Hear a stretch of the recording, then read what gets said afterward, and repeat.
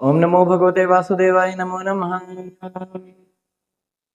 आज 30वां अध्याय, जिसके अंदर विदुर जी मैत्रेय जी से प्रश्न करते हैं कि ब्राह्मण, आपने हमें प्रचेताओं के बारे में बताया था, तो उसके बाद प्रचेताओं का क्या होता है जब उनकी तपस्या पूरी हो जाती है, उन्हें क्या क्या वर मिलते हैं और वह किस प्रकार भगवान की माया से मुक्त होते हैं।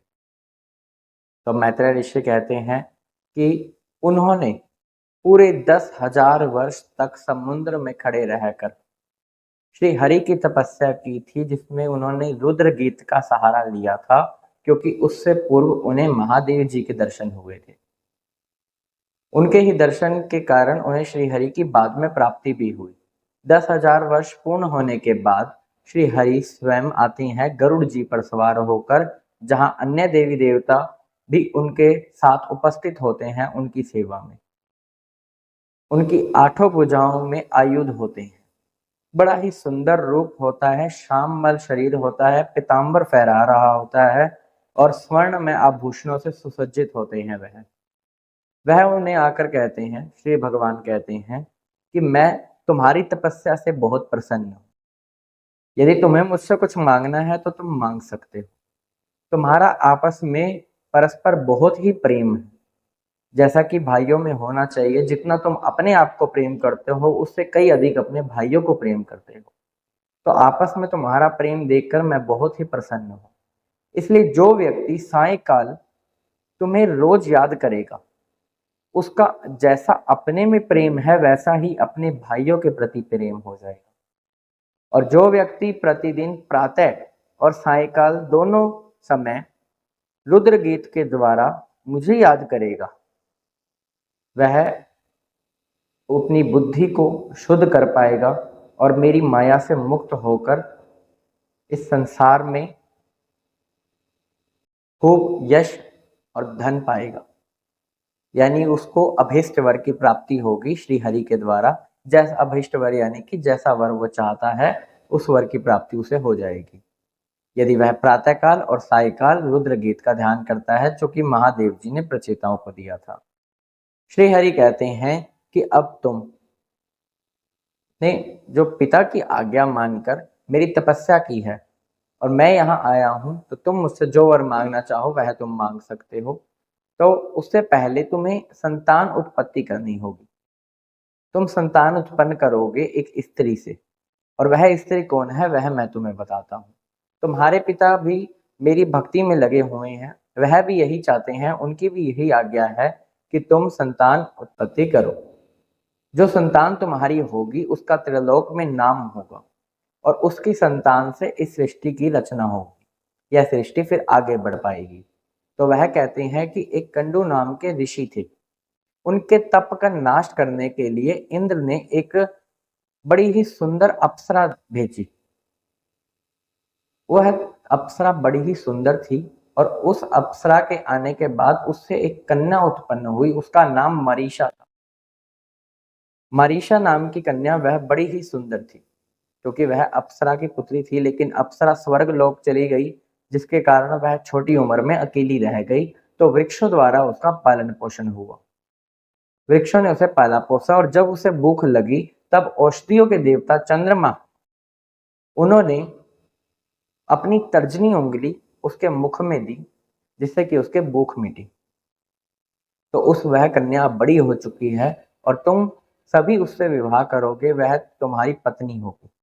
उसका समान अनुराग होगा, वह तुम्हारे ही समान होगी। उस कन्या से विवाह करके तुम संतान की उत्पत्ति करोगे। भगवान कहते हैं कि जो तुमने मेरी तपस्या की है और आने वाले समय में भी जो व्यक्ति गृहस्थ धर्म में रहकर मेरी कथाओं का, मेरी लीलाओं का श्रवण करता है, पान करता है, वह गृहस्थ में रहकर भी मुझे पा सकता है।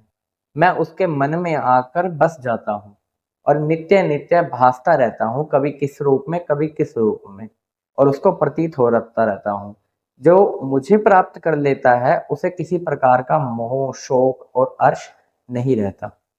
फिर प्रचेता कहते हैं, हे प्रभु, आपने त्रिलोक की रचना की है, आप त्रिलोक के स्वामी हैं। सर्वप्रथम हमारा आपको नमस्कार है। हम आपसे क्या ही मांगे, परंतु जो हम आपसे मांगने वाले हैं उसके आगे तो मोक्ष और स्वर्ग भी कुछ नहीं। वह क्या मांगते हैं ऐसा? वह मांगते हैं कि हमें तो चाहिए कि हम जब तक संसार में हैं, तब तक हम जब तक हम भ्रमण कर रहे हैं संसार के अंदर, तब तक हमें भगवत भक्तों के दर्शन होते रहें, वह हमसे मिलते रहें, क्योंकि जब वह हमसे मिलते हैं तो उनके मुख से जो आपके कथा का वर्णन होता है, जो आपकी चर्चा होती है, वही सत्य अमृत होता है। उस अमृत का पान तो मोक्ष का भी मुकाबला नहीं कर सकता, स्वर्ग में भी वो चीज नहीं है। भगवान कहते हैं अब तुम 10 लाख वर्ष तक इसी संसार के अंदर रहोगे और दिव्य भोग भोगोगे, इसके बाद तुम परम धाम को प्राप्त हो जाओगे मेरी भक्ति के द्वारा। वह उन्हें इस प्रकार वर देकर वहां से चले जाते हैं। वह जब चले जाते हैं तब समुद्र से बाहर आते हैं प्रचेता, और फिर वह देखते हैं कि सारी की सारी जो पृथ्वी है वन से भर गई है। पूरी पृथ्वी को वनों ने घेर लिया है। वह अपने मुख से प्रचंड वायु निकालते हैं, प्रचंड अग्नि निकालते हैं, जिससे कि सारे के सारे वन जलने लगते हैं।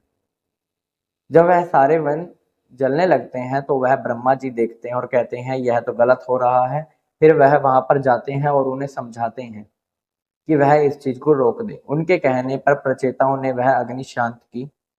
उसके बाद जो वन बच गए, ब्रह्मा जी उन्हें आदेश देते हैं और वह भी डर कर आदेश का पालन करते हैं। और आदेश यह होता है कि जो उन्होंने कन्या पाली पोसी वह उन्हें लाकर दे मारीशा, जो कि उस अप्सरा की पुत्री है, जो कि कुंडू ऋषि के तपोनाश के लिए आई थी, उसकी पुत्री, उस अप्सरा की पुत्री, वह उन्हें ला के दी। तो पेड़ पौधे उस कन्या को लाकर देते हैं। उस कन्या का विवाह होता है उन प्रचेताओं के साथ।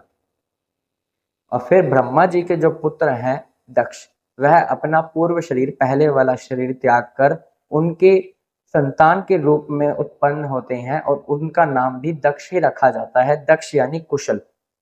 और वह होते भी इतने कुशल हैं, इसी वजह से उनका नाम दक्ष होता है। हर कर्म में कुशल होते हैं वो। उनके मुख पर जो तेज होता है वह बड़ा ही ज्यादा होता है, और वही आगे सृष्टि की रक्षा के लिए नियुक्त किए जाते हैं ब्रह्मा जी के कहने पर।